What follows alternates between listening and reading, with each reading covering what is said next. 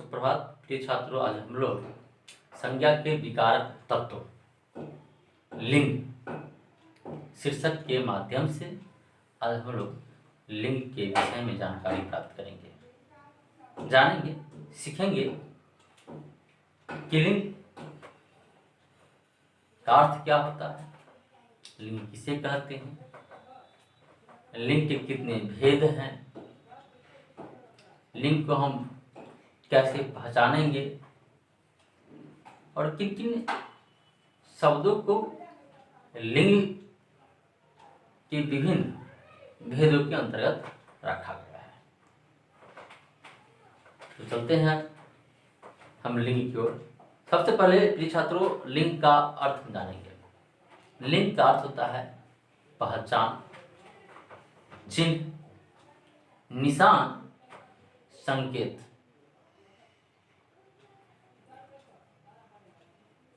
लिंग के द्वारा सजीव प्राणी के आकार, बनावट, मुखाकृति के कारण पहचान लेते हैं। लेकिन कुछ शब्द भाषा में निर्जीव है, निर्जीव वस्तुओं के नाम, उसको पहचानने में बड़ी ही समस्याएं होती हैं। सजीव वस्तु के नाम, सजीव वस्तु को देख करके उसको पहचानना आसान हो जाता है, लेकिन निर्जीव वस्तुओं के नाम को पहचानने में बहुत समस्याएं होती है। उसे पहचानने के लिए परेशानियां उठाना पड़ता है।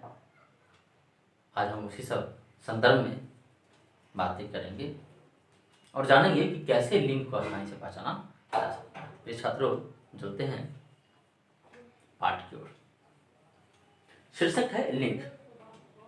इसे हम संज्ञा के विकार के तत्व के रूप में भी जानते हैं। संज्ञा में विकृति ला देता है या लिंग। विकृति के अर्थ परिवर्तन ला देता है, इसलिए हम संज्ञा के विकार के तत्व के रूप में भी जानते हैं। तो हम आपको बता चुके हैं कि लिंग का अर्थ होता है चिन्ह, संकेत, निशान, पहचान। संसार में ईश्वर ने दो जाति का निर्माण किया है, एक स्त्री जाति और दूसरा पुरुष जाति। स्त्री जाति को नर और पुरुष जाति को मादा भी कहते हैं। तो स्त्री और पुरुष जाति सजीव है तो उसे तो हम पहचान लेते हैं, लेकिन भाषा में निर्जीव शब्दों के भी दो भेदों के अंतर्गत दो भागों में बांट दिया गया है। कुछ शब्द को स्त्रीलिंग और कुछ शब्द को पुल्लिंग। लेकिन अगर हम संस्कृत भाषा की बात करते हैं, संसार की किसी भाषा की जननी की बात करते हैं, तो उसमें लिंग के तीन भेद होते हैं, स्त्रीलिंग, पुल्लिंग और उभयलिंग। अर्थात उभयलिंग का अर्थ होता है कि वह न स्त्रीलिंग है न पुल्लिंग है। लेकिन हिंदी भाषा में ऐसी बातें नहीं होती है। शब्द को मात्र दो भागों में बांटा गया है, या तो वह शब्द स्त्रीलिंग होगा या नहीं तो पुल्लिंग होगा।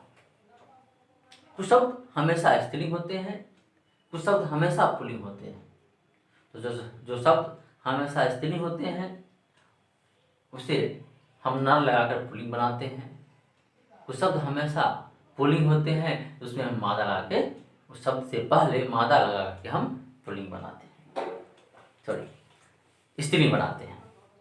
तो देखा कि जो शब्द शुरू से अगर स्त्रीलिंग है उसे पुल्लिंग बनाने के लिए हम शब्द के पहले नर जोड़ते हैं, और जो शब्द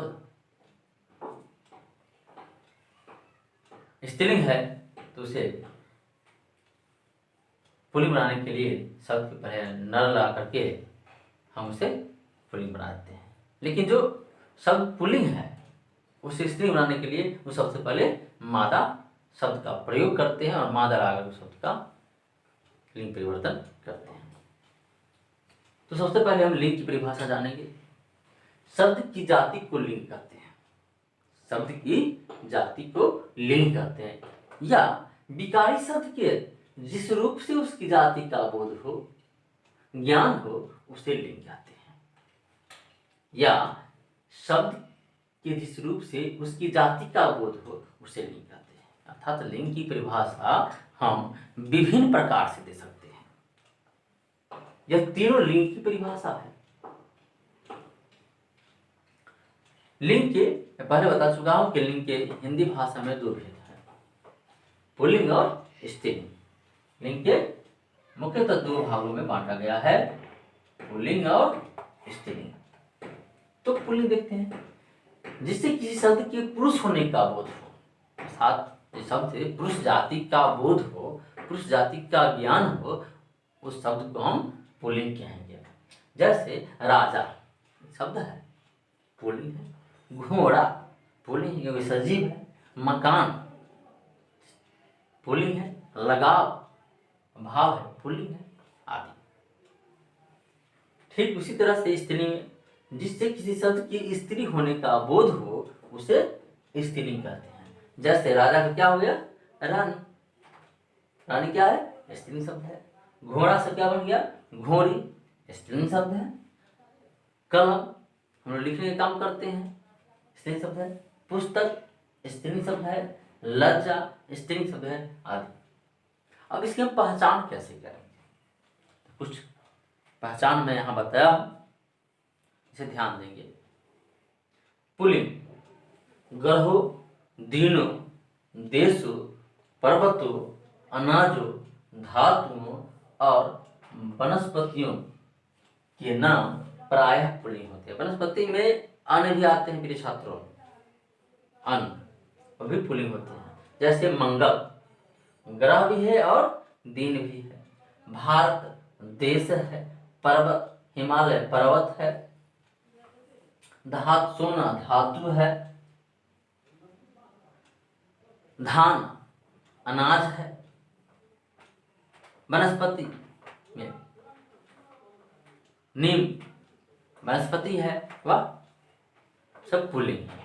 आगे देखते हैं स्त्रीलिंग। स्त्रीलिंग में तिथियों, नक्षत्रों, नदियों, खाद्य पदार्थों, भाषा, लिपियों, बोलियों के नाम प्रायः स्त्रीलिंग होते हैं, कुछ अपवाद को छोड़ करके स्त्रीलिंग होते हैं। जैसे पंचमी, षष्ठी, नवमी, दशमी, एकादशी यह तिथि है।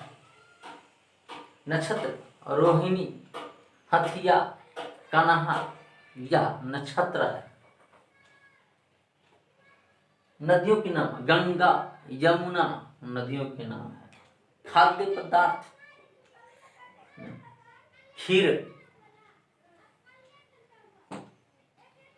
यह खाद्य पदार्थ है, यह स्त्रीलिंग है। अनाज में धान स्त्रीलिंग है। भाषा में हिंदी स्त्रीलिंग है। देवनागरी लिपि है, उल्टा लिपि है, यह स्त्रीलिंग है। भाषा में भोजपुरी, अवधी, मैथिली ये भी क्या है, स्त्रीलिंग है। तो आज हम लोग इसके अलावा पुल्लिंग स्त्रीलिंग जानने के ढेर सारे नियम हैं। उस नियमों को हम फिर नए टॉपिक में पढ़ेंगे। प्रिय छात्रों, लिंग शीर्षक के माध्यम से आज हम संज्ञा के विकारक तत्व के नाम से भी इसे जानते हैं। आज हम इस वीडियो के माध्यम से लिंग के अर्थ, लिंग के भेद, लिंग की परिभाषा एवं सामान्य लिंग की पहचान की जानकारी प्राप्त किए हैं। अगर यह वीडियो आपको अच्छा लगता है, इसे लाइक, शेयर, सब्सक्राइब जरूर करें, लेकिन उससे भी ज़्यादा ज़रूरी है कि आप कमेंट जरूर करें। किसी भी प्रकार की अगर इसमें समस्याएं आपको है समझने में, तो आप कमेंट तो एकदम करना मत भूलिए। लाइक कीजिए या नहीं कीजिए, कमेंट जरूर कीजिए। कमेंट करेंगे तभी हम इसमें और ज़्यादा से ज़्यादा सुधार कर सकते हैं और आपको सरल से सरल भाषा में समझाने का हम प्रयास करेंगे। तो फिर मिलते हैं अगले दिन नए वीडियो के साथ। धन्यवाद। जय हिंद, जय भारत।